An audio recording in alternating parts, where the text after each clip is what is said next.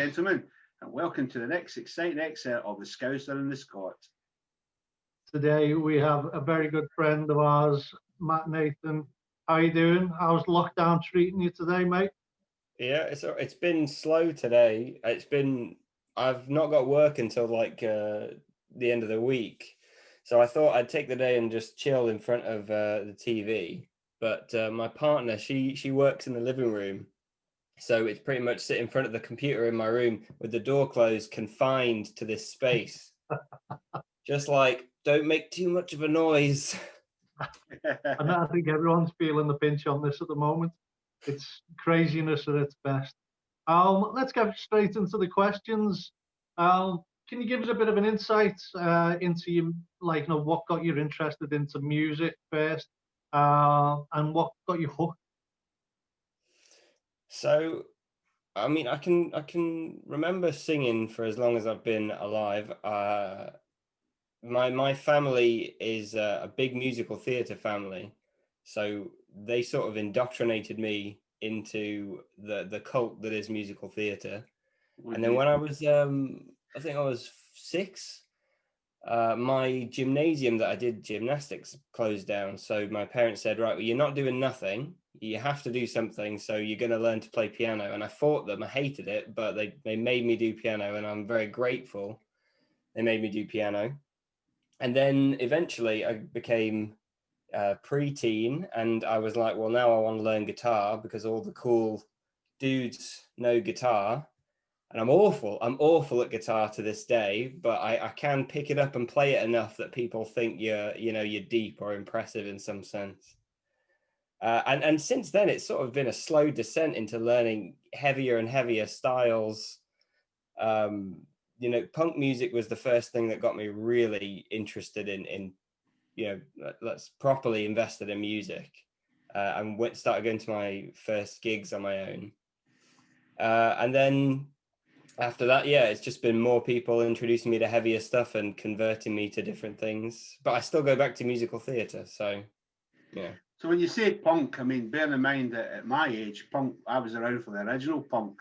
What are you talking about? Which bands are you talking about as punk? The band that got me really invested in music was Rise Against. So that kind of rock hard meets hardcore kind of vibe. And it's sort of intertwined with my political awakening, because I'm very lucky. I'm from a very wealthy village in Derby where nothing bad ever happens, and then suddenly you kind of experience the world through music, and you're like, oh, things are not good anywhere else. Like, we are very lucky here.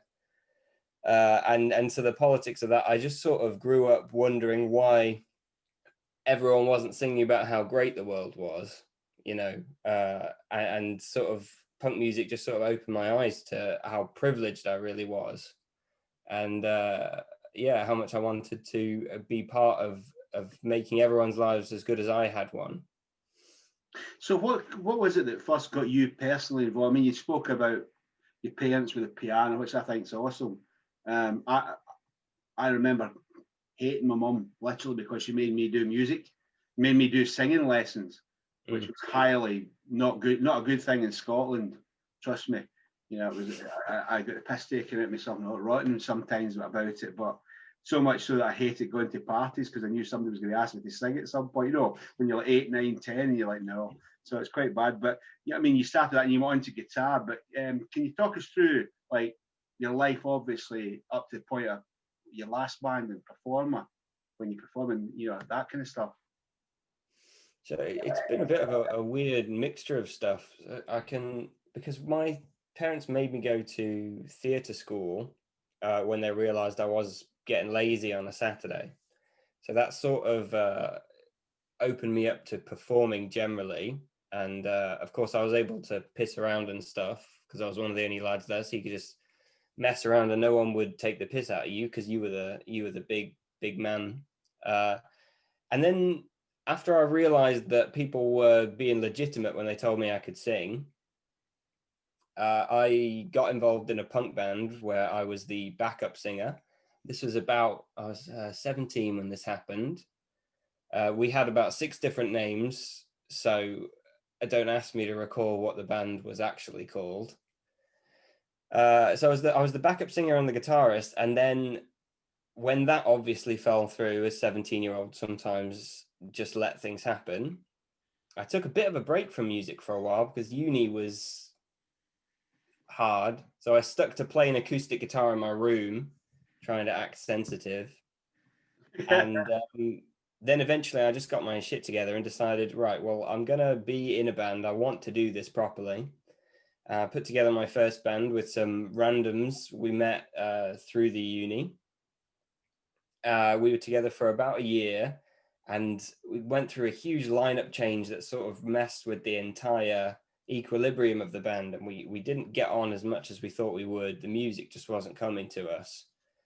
So whilst we were taking a bit of a break, I replied to this ad on Facebook of somebody asking for a singer who could also do screams. And at the time, I couldn't do screams for shit, but I blagged it, and I was like, yeah, I could do screams. I could do everything. Don't even worry about it. I'm the best. And they believed me, God bless them, and hired me about 2 weeks later. And I was with what turned into Omen Machine for 2 years until very recently. I think COVID mostly killed the momentum of the band, but yeah, that was pretty much it. And my other band, Wild Abyss, I stuck with them for about 6 months of Omen Machine until it became very clear that where I was really passionate was in the new band, and I sort of let things steadily fall apart on the other side. I'm still good friends with all the band members over there, but it just wasn't working musically. So, you know, what can you do? And when you get really into metal, it sort of becomes, well, this is what I want to do. Everything else is, you know, it's too weak sauce now. You did mention something then which caught my attention, and a lot of people who I know, and I know a few good people who can actually do the scream. As you know, there is a knack to it. I believe using the diaphragm is more than belting out through the vocal cords Yeah. and destroying your vocal cords. I know this is just a little bit off cuff a little bit, but can you give us? I don't want to give us an example of it, but what's the best way of doing it? Because I know I've seen a lot of people who are starting off interested in the screamer side of it, and they get it wrong badly, and then next minute their vocals are gone, and they can't. It's something that you can't really work to get back. It's once the damage, they are damaged. So Yeah, it can fuck you up. And you know, there aren't many singing teachers who can actually teach or are willing to. You know, what really helped me first of all was, I mean, I watched tons of YouTube videos, and they kind of help you describe what you should be hearing, but they can't tell you what you should be feeling, which is more important. And I eventually signed back up to singing lessons with my singing teacher, who's been teaching me on and off for 12 years now. And I told her what I wanted to do, and she really encouraged a lot of breathing exercises and focus on controlling the diaphragm. But what's most important that helped me was learning how to keep my throat open while I sing. And when you can feel your throat being open, you can start to manipulate it and play around. And then the stuff that they tell you in YouTube videos becomes really obvious.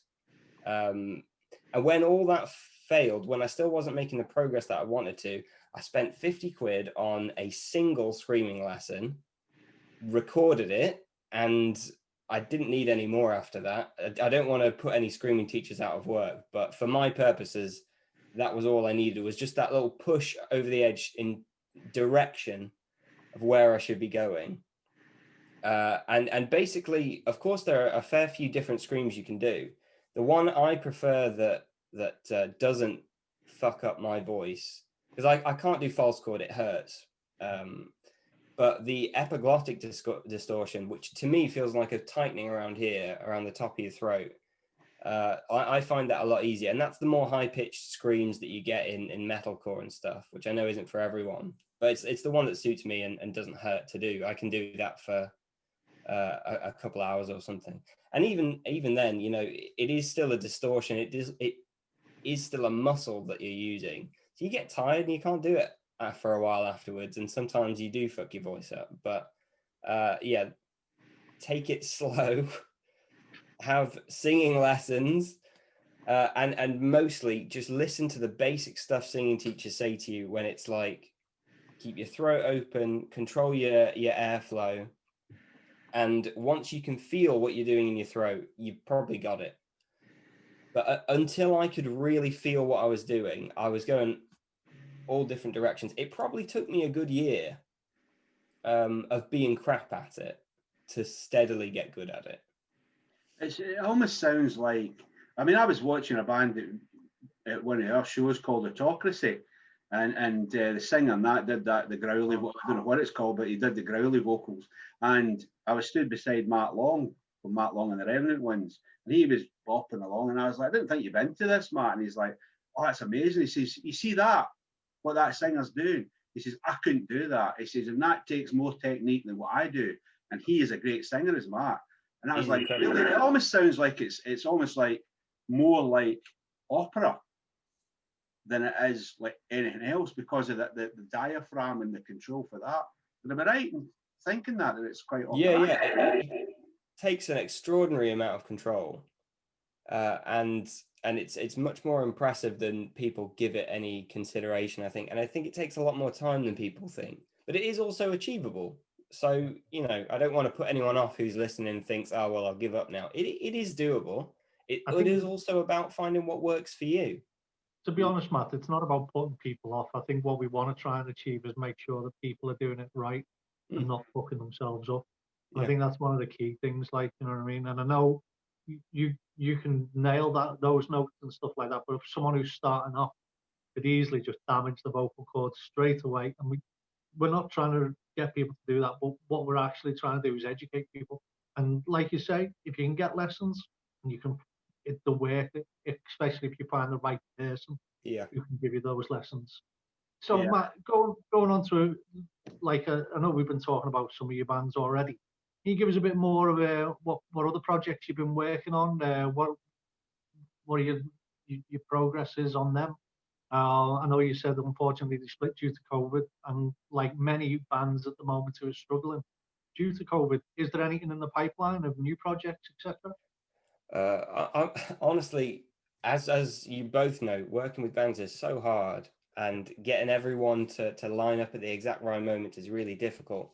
But I'm very grateful that the people in Omen Machine are terrific musicians, but they're also really nice people. So I've got some ideas for some solo stuff that I'd really like to do, which is a bit more pop punk, and I want to do it without a timeline, you know, and without a band behind me saying, you know, you need to get the lyrics done, because we all have jobs, we've all got stuff to do, and so the guys from Omen Machine are actually very helpful in being happy to write stuff with me still, even if it's not for Omen Machine. It gives them a musical outlet, I think. And I've combined that kind of with the people from Wild Abyss, who I got on really well with, so that I've got my favorite people from both bands doing all the work for me whilst I sit back and feel good about it. But I mean, well, I guess we'll talk about it in a bit, but with the videos that I make, you need music to demonstrate music videos. And so before stuff was coming in regularly, it was kind of just about, well, I need to make stuff myself, because otherwise I'm just going to end up using other people's music, and there's copyright issues and things. So it was convenient having a band who were very happy to let me do all the video stuff. But now I guess I've got to make the music and do the video stuff. So yeah, I've got some pop punk stuff that is very heavily inspired by Machine Gun Kelly, because back when I was getting into punk music, pop punk was still the very accessible younger sibling to that heavier stuff, and I've always loved pop, as terrible as it can be sometimes, and as blasphemous as that may be to some of the metalheads out there. Pop music's great when it's good. Yeah, of course it is. Right, you mentioned about the videos, so I'd like to bring it on to that now, and that is actually what we're here to talk more about than anything else. So can you talk about how you first get involved and what created your interest in creating videos, music videos? How did that initial interest begin? Yeah, I had to think about this, and it's probably been an interest of mine for a lot longer than I gave it credit. But I guess you don't have someone to encourage you to do it or to follow that desire. Because I grew up firmly in the YouTube generation where YouTube started getting really big when I was younger, and making videos suddenly became something that everyone does. So I sort of had ideas for videos, but I didn't really know what to do or how to make them. And eventually someone from my in my sixth form, one of my teachers, really encouraged that and said, well, you can go to uni to do this stuff. And I was sort of like, yeah, but it doesn't lead to a career afterwards, it doesn't do anything. And he was like, well, it's one of the biggest industries in the world, so if you do it well, you of course you can get a job out of it. So that was the push that I needed, and I went to uni, and sort of with all the band stuff that I was doing, I was seeing more music and getting very pretentious and up myself about what music videos are good and what are bad. And it eventually just sort of said to myself, well, you like editing, I like constructing things. So that was sort of my entry point through the editing side. I let other people that I knew do all the filming for their short films and things. And I really liked sitting in the edit and constructing the actual product, because it was kind of like watching a film. You just had to put the jigsaw pieces in place and then you could sit back and watch the film, whereas everyone else had to go out and do the hard work of making the damn thing. And eventually that just sort of became, well, it's not feasible to get everyone else to do all your shit for you, so let's go and do stuff on my own. And of course, when you're in bands, you've kind of got to be like cost saving at every opportunity. So I never begrudge bands who don't have a high budget, because I've been there where you don't have any money. You've got 10 quid to throw together, and then there are music video companies that say, well, for £1,500 we can get you a really good video. And that was sort of something that I thought, well, I really, really can't swing £1,500 on a student budget, So eventually, it just became, right, we've got to produce content ourselves. And I've got this base knowledge of editing, so that stuff's always easy. And over the years, it's just been, you've got to learn more and more and get the gear. I mean, I just got a shoulder rig today to improve Steadicam shots. So it's just sort of an interest that became a career. And the great thing about when you're really, really interested in the job that you're doing is that it doesn't feel like a job anymore. It just feels like you're ticking things off on what am I going to have fun with this week. So yeah, it sort of began from, I'm going to say teenage years, and then has developed into this full-on obsession that I get told to shut up about at parties. What did you actually study at uni though? What was the actual course? It was film studies at Nottingham. Right. Okay. So I'm just saying that because if anybody's thinking I'd like to do that, I just wanted to bring that up because they might not have a clue what to actually look for. Yeah, that's cool. I can recommend better courses if they want to do better ones than the one I did. So. All right. Well, if anybody wants to get that information at the end of this, we'll obviously put the links to Matt down below, and then you can contact him. So, can you tell us about MGN? What's it all about? MGN was born out of the name was born out of a joke, because my initials sort of reminded me of MGM Studios, which used to they owned Tom and Jerry. So whenever I'd watch Tom and Jerry as a kid, you'd see the lion and the MGM show up. So when I was naming the company in the midst of the initial lockdown, I just thought, well, let's have something that makes me laugh, but also doesn't sound terrible. And, MGM was already a proven name. So, like I mentioned about the expense of videos, when you start working with production companies and you start working with directors and stuff, you realize that really good directors, they can get everything they need in about 2 to 3 hours if you're in a one location music video shoot. And then you start thinking, well, I'm arrogant. I can probably do this myself. Maybe not as good, but I can certainly try this myself. And maybe if I can do it myself and I can try and keep costs to a minimum, so you keep your drive share costs to a minimum and do it within a reasonable location, you can probably pass on those savings to the bands that definitely get fucked over by people, or film stuff themselves and release absolute dog shit. And to be honest with you guys, a lot of this desire to make this company and make videos came out of a little bit of boredom and a little bit of frustration with seeing amazing bands with great music release crap videos. And some of them I know they've paid for, and I'll talk to some of them, and the prices they get charged for these absolute crap videos that aren't going to get any attention, it is just criminal.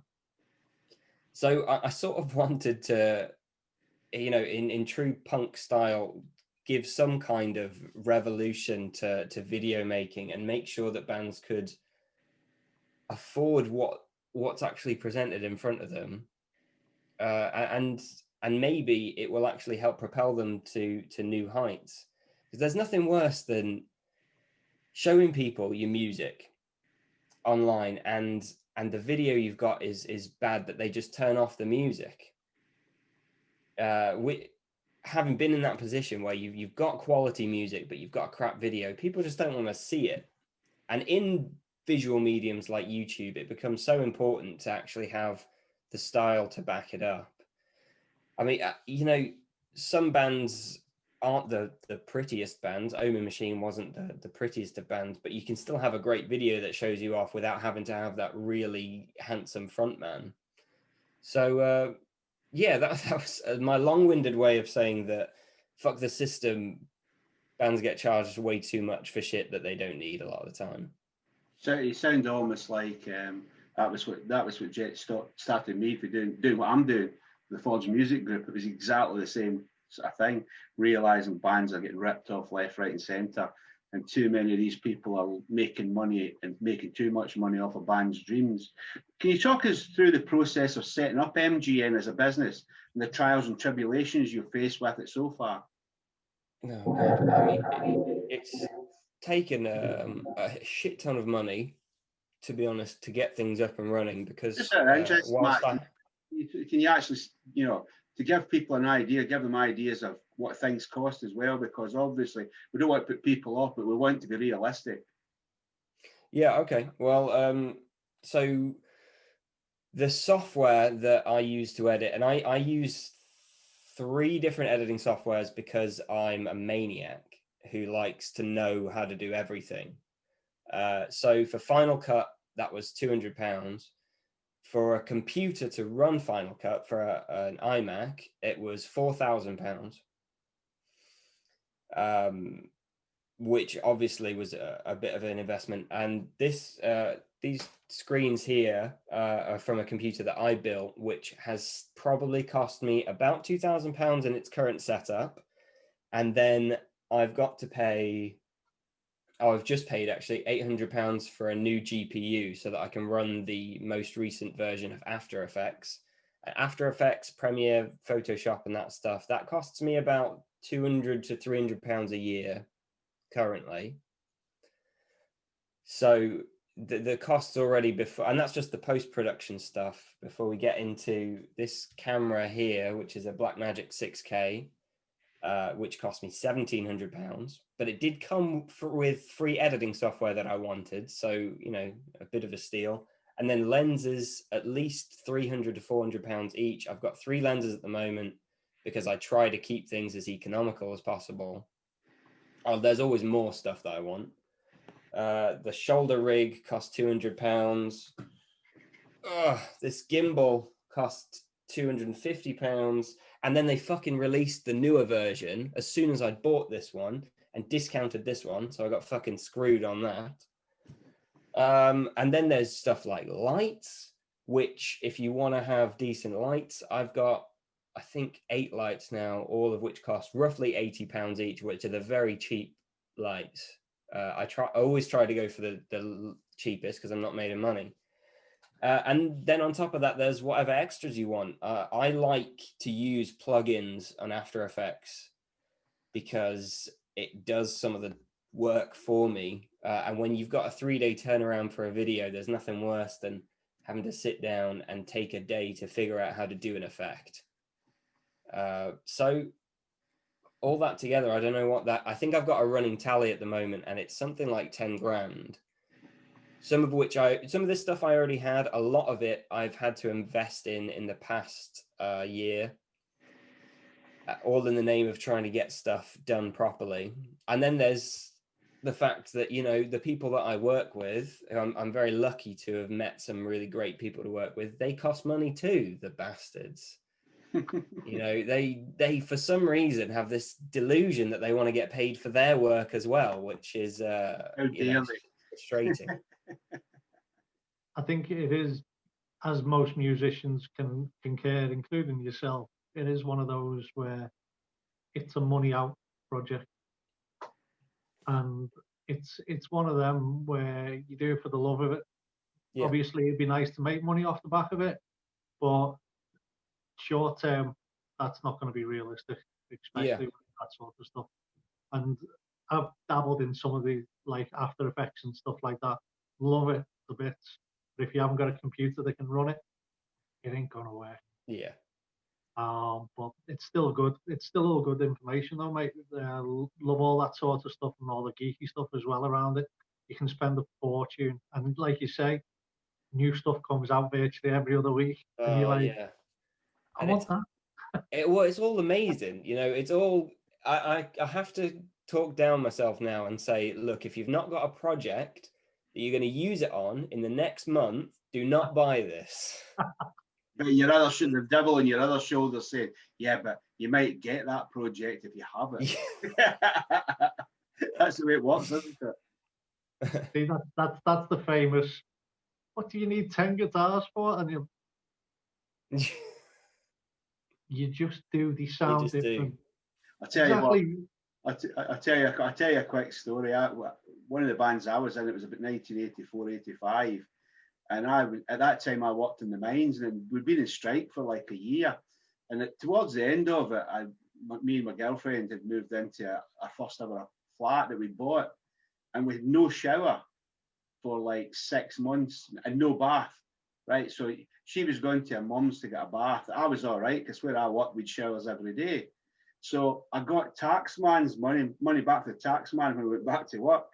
So she says, right, now you've got that money, you're going to get and buy an electric shower, aren't you? I went, yeah, no problem. So I took one of the guitarists from the band with me. We went into Ayr.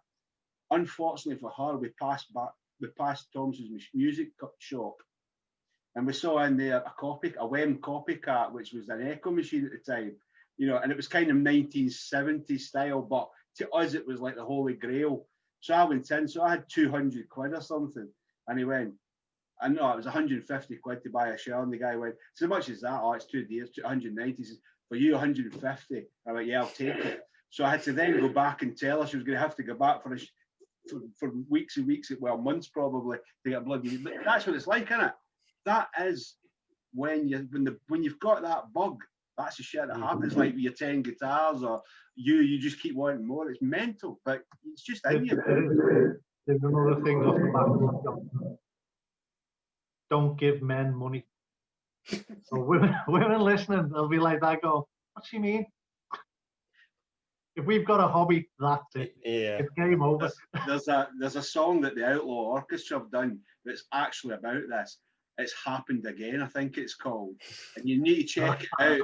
You need to check it out because it is lyric. It's a great song, but lyrically, it's just awesome. And that's literally what it is. You know, I walked past a record shop, and I went past a music shop, and I bought another guitar, and it's just honestly. But if people don't have the passion that we have, they don't get it. You know, it's just definitely.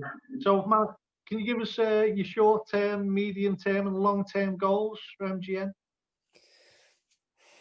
In the short term, I want to make back some of the money that I've invested this year. Which thankfully, thanks to some really great clients who come back, which is the biggest compliment you can get, is when people come back to you. Thankfully, that looks like it's going to be on the cards. And in terms of medium and long-term goals, I really like the idea of just developing myself and this company and getting more people who are talented, really involved, and helping them realize their dreams as well and get paid for it. There's nothing worse than industries like music or film when, if you're not in the inner circle, you've got no chance. And I really want to be able to bring in enough clients that we can bring in more people and get more people paid for doing what they really love doing. And I know that sounds cliche, and it sounds like I'm a politician making it up, but it's really difficult. I'm 26, and I spent 4 years after uni, after I finished my master's, debating what I should do and what I want to do, and sort of doing on and off bits of editing here and there, on top of doing a lot of jobs that I just hated. So if I can save anyone that heartache of having to go through things they hate and provide a sort of good source of income for them, I think that would be a really, really nice long-term goal for this company. As well as just making shit tons of videos. I want to do more videos. It's what we all love doing here. Any kind of video we can do. Thankfully, I work with people who are really, really passionate and really, really talented, and do stuff that I can't do. I'll never be the best cameraman, so I give the camera. I buy the gear and I give it to other people who are much better at handling it than me. But yeah, I just really want to help bands as well, to be honest. I don't know that if I've emphasized that quite enough, that bands are absolutely screwed in this world of, you need loads of hours of content. I think we're going to get onto it later when we talk about YouTube with you guys, but bands get completely screwed in so many areas, and I want to make sure that they have the best chance to get as big as they can. So everyone here knows what it's like to be chasing that dream. And it's really, really heartbreaking when you have to disband, or for money reasons you have to give up, or whatever, before you're actually ready to really try something new.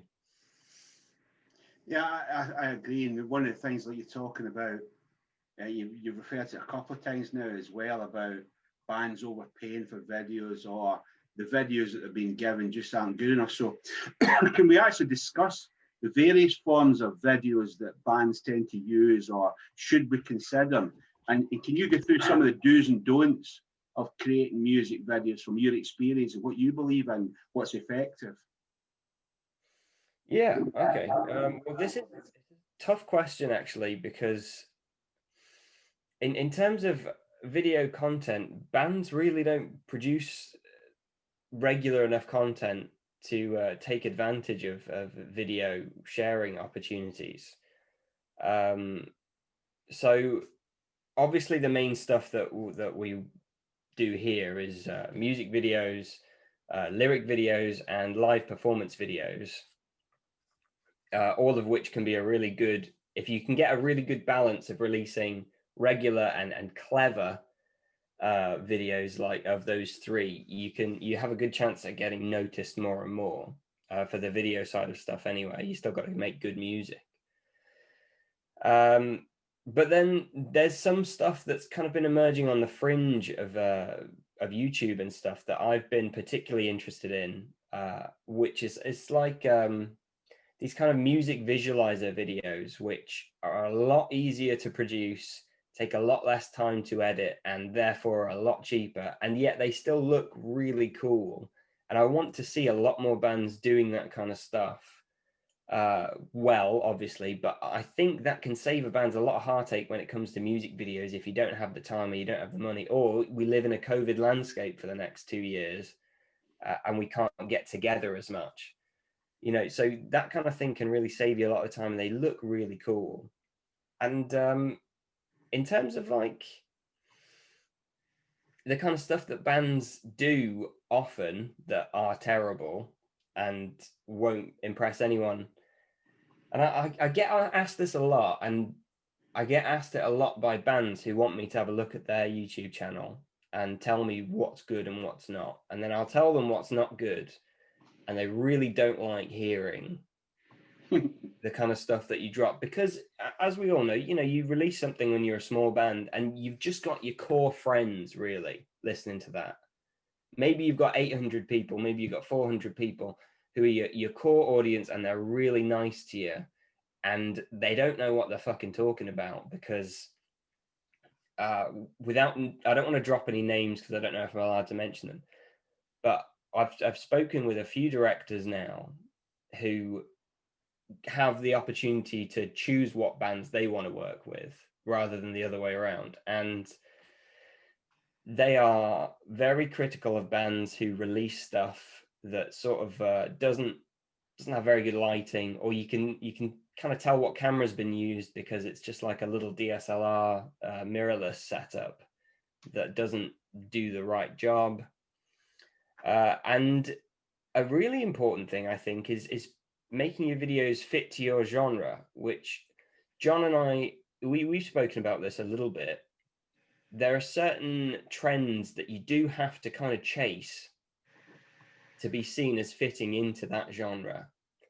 And as frustrating as it can be, you sort of have to find someone who knows how to make that kind of genre really pop, and then try and find a good spin on it, which most bands, 90% of bands that I watch these days, they don't have a good spin on what they're doing. And they haven't noticed what the current way to film things is. But wait a minute, Matt, that'll be because they're being led that way. That wouldn't necessarily be them that's dictating that. It's the people that's taking the money off them that's not looking at the trends. I mean, at the end of the day, if you're asking a guitarist to come in and you say, I want some music and I've got this idea, but I want it to be post-punk, bloody apocalyptic or something, you'd expect him to be able to, or her to be able to do that. And I think part of the problem here is, and the biggest part of the problem here is who's making the videos. And lyric videos especially, I've seen so many piss poor lyric videos that you're thinking, what the hell is that going to, you know, switch the, I'll tell you what I do.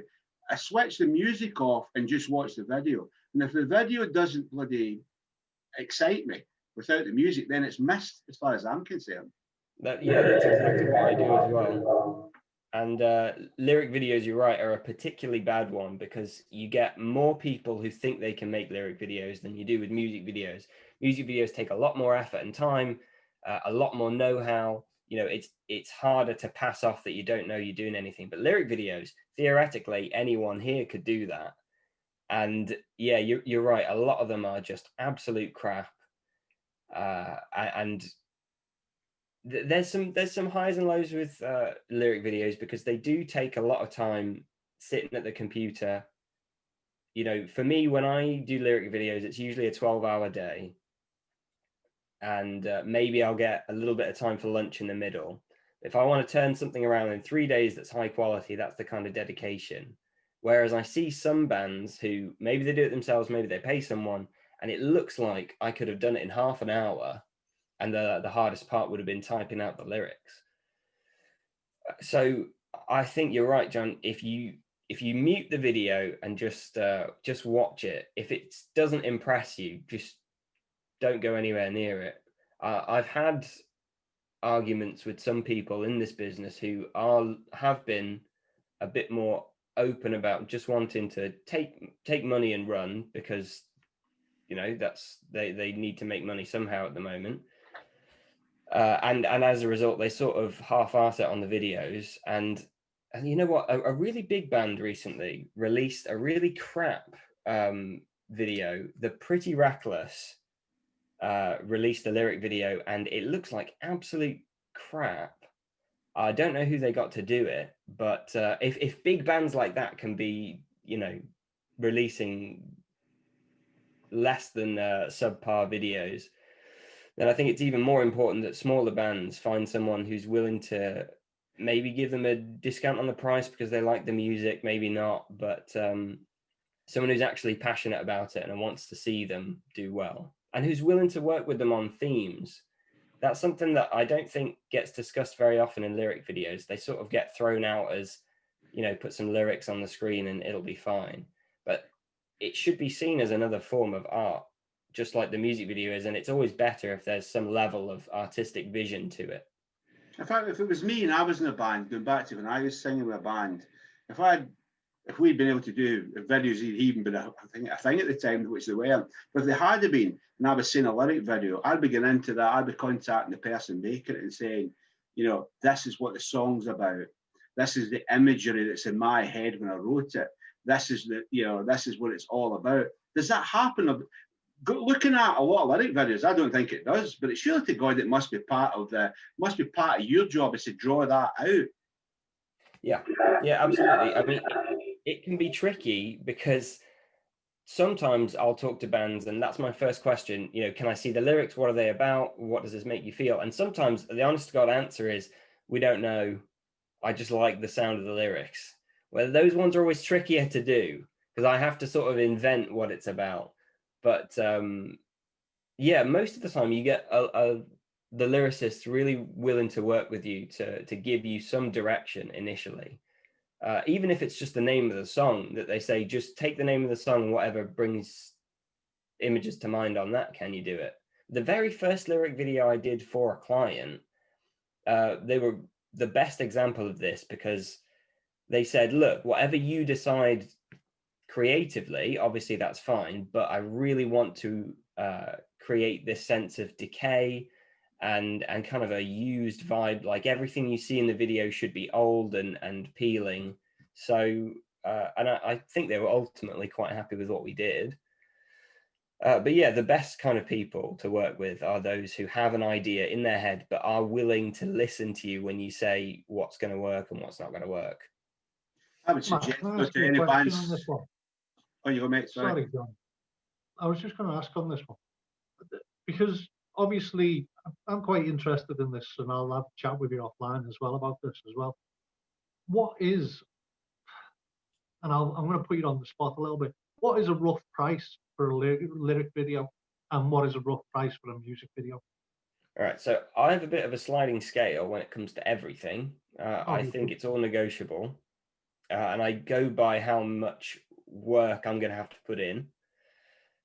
So I've got a couple of examples which I can send you, which basically the high end of lyric videos that I do are £300.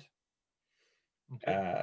For something that you're going to really get a lot of camera movement, a lot of different angles, and the lower end of stuff can be as low as £50 to £100, depending on how much work I'm going to have to put into it. But that stuff's more flat angles, a lot less use of light and 3D work.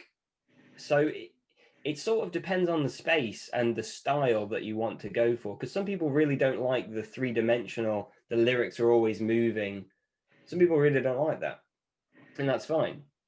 But yeah, that's the sort of price that we sit on, because now a price for a editor in the business, a standard rate is £200 a day, but for 3 days work, £600 is not feasible for a band.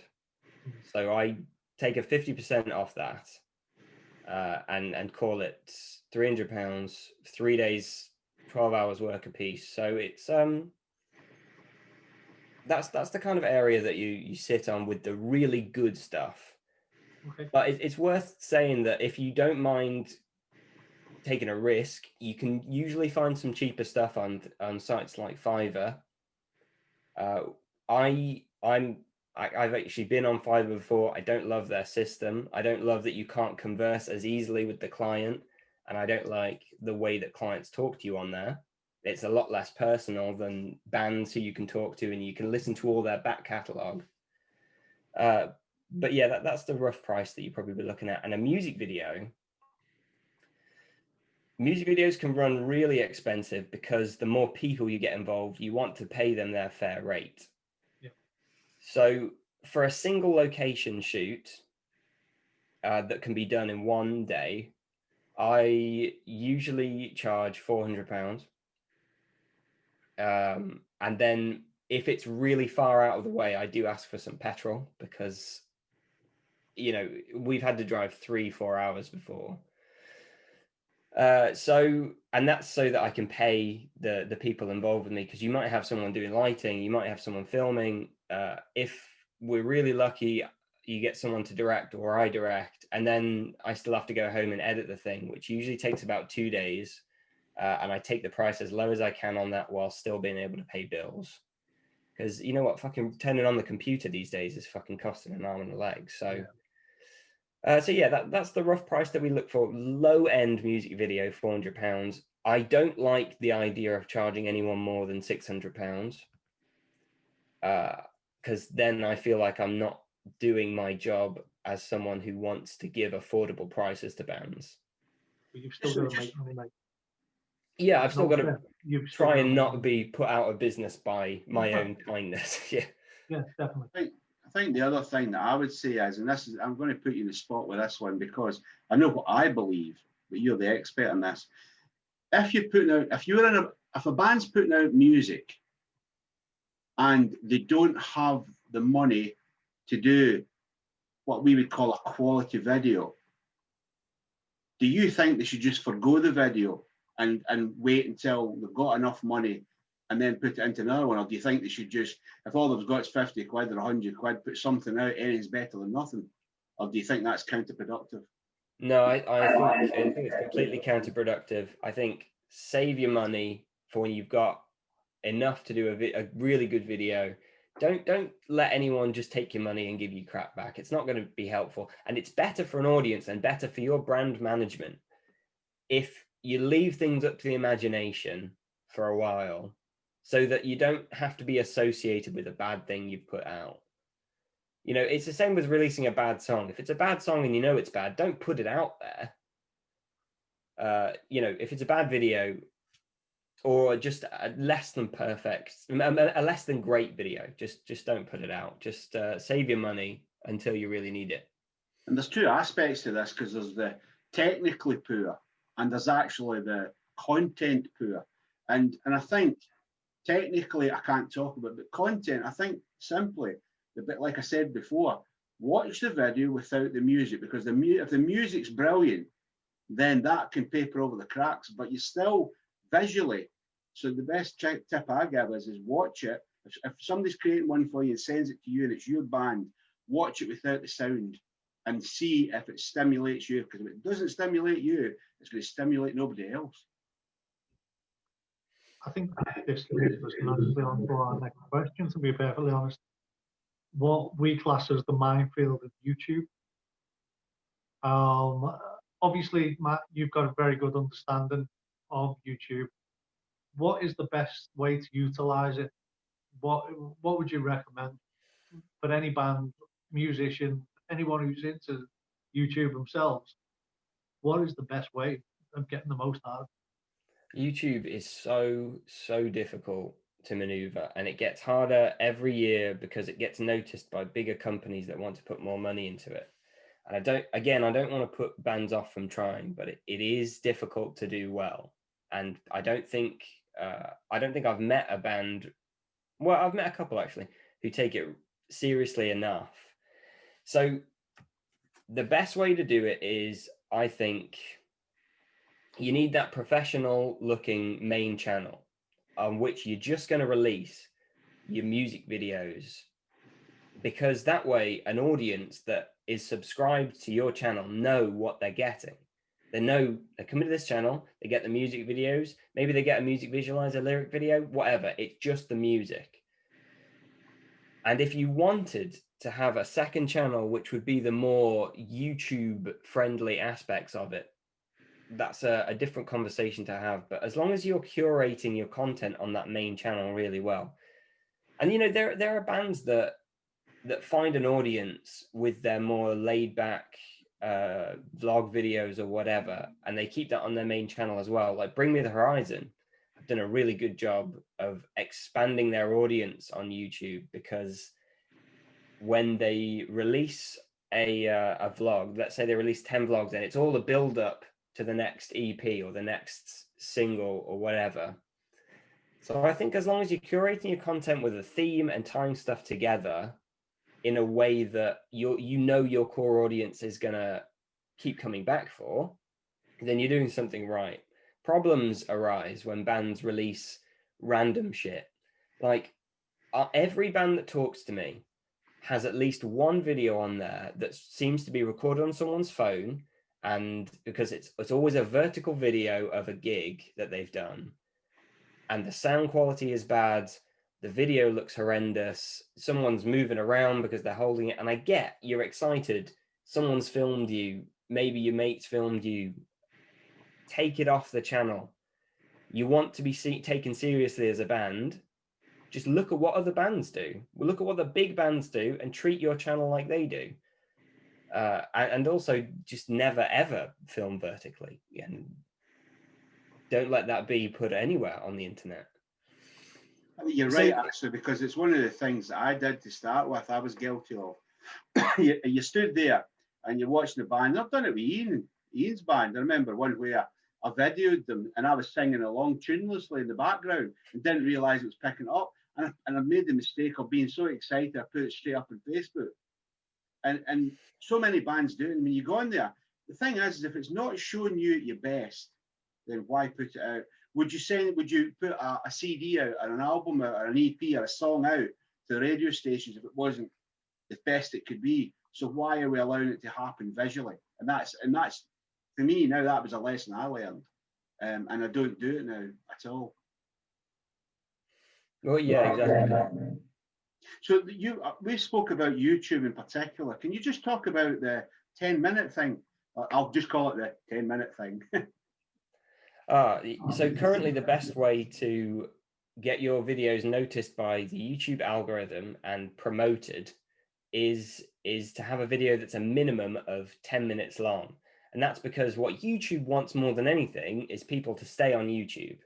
So if you can produce content that's roughly 10 minutes long that also gets a lot of likes, dislikes, comments, and less importantly, shares, then you've done something right and YouTube will reward you. The difficulty is that you have to get such massive numbers of views, likes, comments, whatever, that it can be a real struggle for any small band, because if you've got 20 subscribers, you got your 20 people watching that, YouTube's never going to care. You can make that video 6 hours long and make it the best content anyone's seen. YouTube will ignore you. But over 10 minutes is sort of the minimum rule for how the YouTube algorithm is going to pick you up. As I say, it's not hugely important at a lower level. So if you can't produce content to that, don't worry about it. YouTube's going to ignore you anyway. You're going to have to do the legwork of promoting it yourself.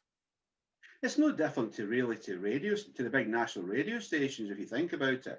They don't, and big promoters and big festivals, they're not interested in you unless you are attracting big enough numbers to make it worth their while commercially. So why would YouTube be any different? I mean, it's so important. I mean, this is the reason why, I came to you, Matt, and said, do you want to join the Forge Music Group and be an artistic director? Because all this stuff, this is the kryptonite to bands. There are thousands of bands, and to me, this is the strongest the UK music scene has ever been for rock, metal. I really believe that, and I'm old enough to be able to say that. But it's a different landscape, and it's so, so important. So finally, I'd like to come on to the use of videos and the other social media platforms. So the Facebooks, the Instagrams, the Twitter, and even that thing that nobody over the age of 30 understands, TikTok. Can you talk us through what you think with video content, what works best in each of those platforms, the do's and don'ts of that for bands as well, please? Well, I guess a problem that I see a lot is that bands don't optimize their content for the platform that they're on. So, if you're on Facebook, don't share your link to YouTube because Facebook hates that. Post a video and maybe post a Facebook exclusive. I mean, you can just post a music video, I suppose, as well. I like the idea of producing something that's slightly different enough that there's a reason to watch it both on Facebook and on YouTube to get those slight differences out there. Maybe the Facebook video has a more personal feel because people can interact more easily with you on Facebook. Whereas the YouTube one can be maybe a little bit more distant because that's the one where you're going to get people looking for the professional music videos out there. And then Instagram is another one where I'm not sure bands always know how to use it. Some bands really do, and there's some great bands within Forge who really optimize their Instagram usage, but that one needs a lot more posting, a lot more regularly. And there's also a limit on how long you can make your videos. So I think it's really, what I like to do with MGM Studios is I like to release 3 videos a week, all of which are 15 seconds to 30 seconds. So they stick nicely under that 1 minute margin and people aren't going to get bored. The trouble is on Instagram, people aren't there to watch long form videos like they are on YouTube. So if you keep them nice and short and punchy, you're more likely to get attention on them. And also post at the appropriate times of days on all of them. And then he mentioned TikTok, something that as a 26-year-old, it's never been part of my life. And it probably will not be until I dedicate myself to it, to studying it for Forge's purposes. But you see, the thing is, Matt, it's one of my things is to try and bring more young people in to realise what rock music, what live rock music's like, what grassroots metal's like, what grassroots country rock, blues, whatever it is, the things that they don't see and they don't hear anywhere. So in order to do that, we need to use the platforms that they're using. And they wouldn't look at Facebook. No. So we although it's not, I downloaded TikTok, the app, and I watch my daughter, she's on it all the bloody time. But the thing is, I watch Novice Story, and they're doing it really well. You know, they are a rock band, and that's the thing. Do you know who'll win at it? And it won't be the people that ignore it, but the people that adapt. And I think I'm so keen to get stuff out there because I think that's our hook, to get our information in front of that audience. Because I'll tell you won't do it through anything else, I don't think. Well, what's interesting is when it started, YouTube was all about anyone can do this. It's a personal experience. That's not what it is anymore. It's a professional thing for people who know everything about everything. YouTube is the place where you put your professional quality stuff because it's easier than finding a TV station to put it on. So if we think of YouTube as professional level stuff, Facebook can be a bit more personal and a bit more relaxed because people don't expect the most professional thing when they go to it. Instagram's kind of got to be a mixture of the two because Instagram again takes very seriously, but TikTok's quite a cool one now because it's sort of early days YouTube or Vine, if you guys remember that. Yeah. Because it can be incredibly personable, and I think that's the platform that currently dominates for developing personalities. Yeah, 100%. And you can get really big off. I mean, something like the past 10 people in the top 100 in the US have all been TikTok stars because thanks to COVID, the radio doesn't know what's popular with people. So they've sort of turned to TikTok and been like, oh, well, this song's playing really well on TikTok. Let's put it on the radio. So you can use TikTok really well. It's just going to be about getting a lot of people to think whatever you've made is really funny and memes really well. And I guess that's the trick, is making your songs work within meme culture, which can be quite challenging to anyone who's not interested in spending the time doing that. I think the other thing is, though, like you said, if you've got personalities within the band, or the band has a personality, and I'll go back in the day when it was Busted, that band had a personality. The band had a personality. The three of them created that. So TikTok would have loved that at the time if it was around at the time. And I think like Imogen, that's in Nova Story, she's got the personality to be able to do that. Lauren out of Hands Off Gretel, them kind of people can do it quickly. But if you don't have the people in the band to do that, you need to look at what the band are, in my opinion, and say, right, what does this band stand for? And create TikTok around that. So if they're a jokey band that passes around all the time, then why not show that personality? If they're a serious band that's maybe more political or commentary driven, then you can still do that with the right video and the right TikTok, I think. Would you agree with that, or do you think I'm talking about 100%, 100%? And I think, I don't know if you guys agree with me on this, but I think it doesn't have to be your personality when you're in the band. It can be an exaggeration. It can be a character that you're bringing to the world. If you want to take that more political stance, but you're a bit more timid, music's great because you can bring that energy that you want, that you imagine yourself to have, and create a character for your band around it. So I'd say advice to any band that really probably should be using TikTok is you need that character, like you were saying, John. You need that personality of the band. Create a persona for yourself, and just make sure that it's funny and dumb enough that people are going to enjoy it, I guess. And if it's not for you and it's not a market that you think you're ever going to be able to attract, then there's nothing saying you need to do it. But I think if you are seriously trying to hook the younger generation, and let's face it, we all need to do something to bring more people. I mean, the rock, grassroots rock, and that is one of the few places I can go and still be deemed as fairly average aged or young.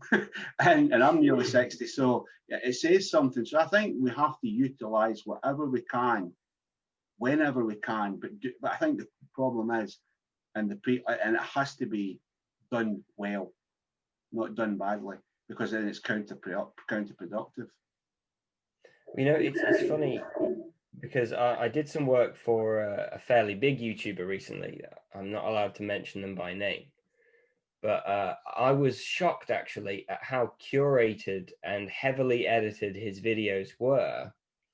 That I had assumed that these videos that were targeted towards fairly young people, I think his audience is probably under 10.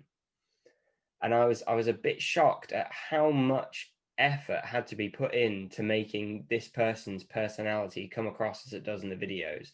A lot of editing. So any bands who are a bit scared or intimidated, find someone to edit your shit or to direct you. It really does help.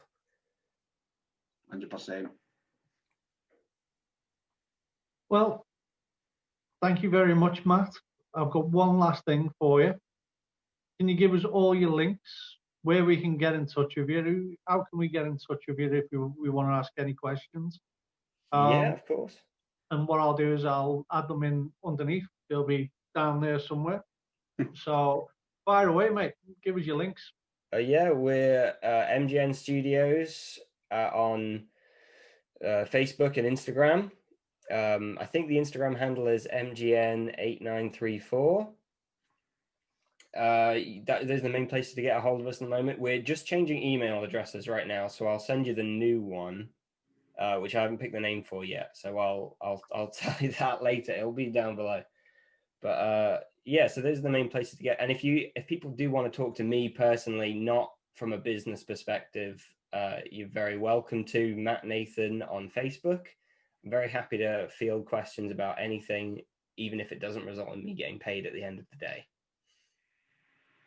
So there you have it. Please get in touch with Matt. His work is phenomenal. Make sure you say that you've seen him on Scouser and the Scot as well. Matt, thank you very much for your time. It's been really appreciated by both me and John and everyone who's watching. Love to have you back on and hope to have you back on soon. John, over to you, mate. Cheers, buddy. Well, all that's left for us to say is that we've been the Scouser and the Scot, and until next time, you know what to do. Hit that cowbell and subscribe.